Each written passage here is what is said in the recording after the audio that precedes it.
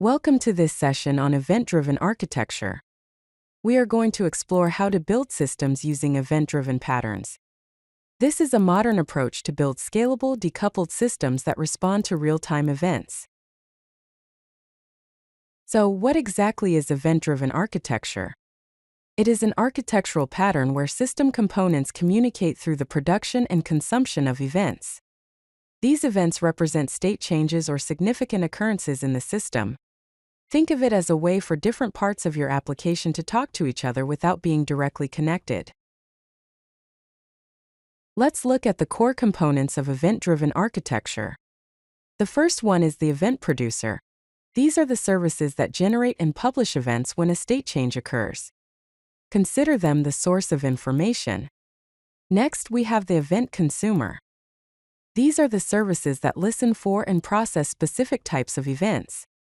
They react to the information provided by the event producers.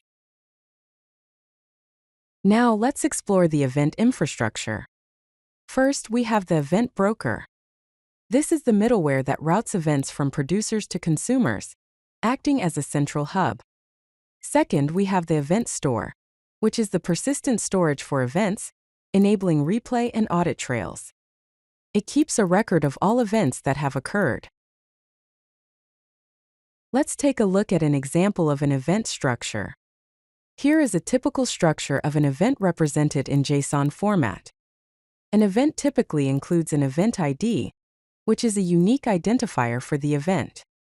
Also, it has an event type, which specifies the type of event, such as order created. Then we have timestamp, which indicates when the event occurred. And lastly, data, which contains the relevant information associated with the event, such as order ID, customer ID, and amount. Now let's discuss the key benefits of event-driven architecture. First, loose coupling. Services don't need direct knowledge of each other, reducing dependencies.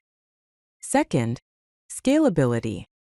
Components can scale independently based on demand, allowing for efficient resource utilization. Here are some additional benefits of event-driven architecture. First, resilience. The system continues operating even if some components fail, ensuring high availability. Second, real-time processing. Provides immediate response to events as they occur, enabling timely actions. Let's explore some common patterns in event-driven architecture. One pattern is publish-subscribe. Publishers send events to topics, and subscribers receive relevant events, enabling flexible communication. Another pattern is event sourcing. This pattern stores all state changes as a sequence of events, providing a complete audit trail.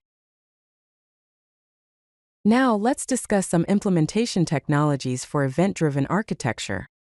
For message brokers, we have options like Apache Kafka, RabbitMQ, and Amazon Simple Queue Service or SQS. For streaming platforms, we have options like Apache Pulsar, Amazon Kinesis, and Azure Event Hubs.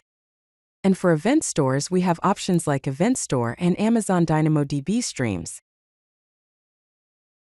Let's talk about some best practices for event-driven architecture. First, event schema design. Define clear, version schemas for consistent event structure, ensuring compatibility.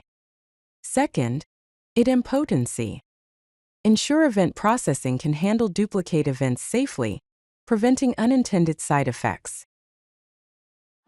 If you like this video, hit that like button and don't forget to subscribe. Visit CodeLucky.com for more such useful content.